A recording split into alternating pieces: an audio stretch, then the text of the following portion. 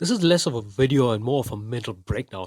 The situation was that I was moving into a new place, but the flooring was in a less than ideal condition. So I decided to replace the ceramic tiles with porcelain tiles by myself.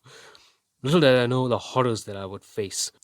The problem was that nearly all of the existing tiles were popping out due to bad adhesion, so I easily just lifted them off one by one. But it turned out that the tile adhesive itself was actually very well bonded to the floor, so I now had to use a hammer and chisel to remove all of the old adhesive, which took an entire week. My next decision is what really spoiled everything. I could have easily just bought DIY wooden flooring, which would have been so easy to install.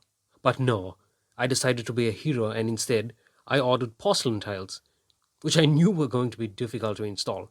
In fact, I think I even got scammed, since the tiles were overpriced and I was sold quick setting adhesive, which proved to be a nightmare to work with. Choosing to install tiles also meant that the entire floor had to be etched, so I had to get someone in to roughen up the floor using an angle grinder. When the tiles eventually arrived, all of the packaging was wet and tearing off, which indicates to me that it was left outside in the rain. This was bad since it had caused mold to start growing on the back of each tile, which affects its ability to bond. So I now had the extra job of washing the back of every single tile. Next, I started the actual tiling and soon realized why you should never use quick setting tile adhesive if you are working by yourself. You see, quick setting adhesive is intended to be used by a team of people who are working fast. But I was working by myself, which meant that the adhesive was curing faster than I could lay down the tiles. This meant that I now had to mix very small buckets of adhesive, which could only be used for about 3 or 4 tiles at a time, and this dramatically slowed down the job progress. Nevertheless, I proceeded anyway. Since I had to rent a tile cutter, I decided to lay down all of the full-size tiles first. When I eventually did get the tile cutter, there was a steep learning curve. The problem is that porcelain tiles are much more difficult to cut than ceramic tiles, and I did end up breaking a few along the way. I then tiled the rest of the floor, after which I decided to also use the tiles for skirting, since there was so much left over. I then grouted the floor and installed aluminium transition strips just to neaten things up.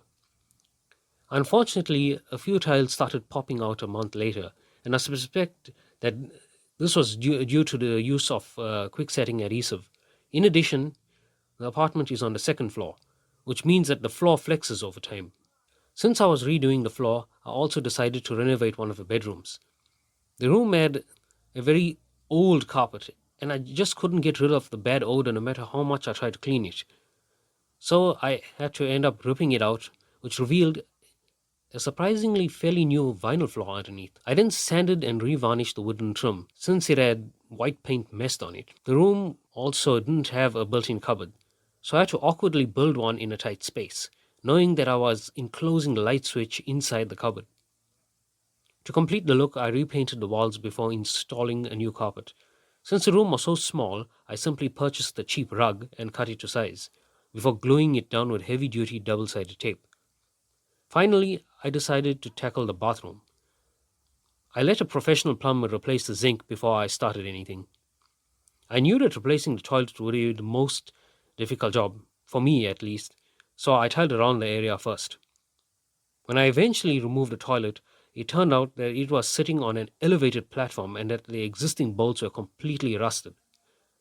The bolts had to be cut out, and the platform was so hard that I had to drill holes into the cement in order to chisel it out. I discovered another problem when the time came to lay down the final tiles. It turns out that the bathroom walls are not square, which resulted in the last tiles being severely out of alignment. But the worst was yet to come. The old sewage pipe adapter was stuck and had to be cut out. I then had to clean the inside of the pipe in order to fit the new adapter in order to form a tight seal. And the smell was horrendous. The new toilet went in surprisingly easily, even though I used a fairly low quality flushing mechanism. The pipe seal was good and there are no leaks so far. And let me finish off this video by saying that I will never do this again.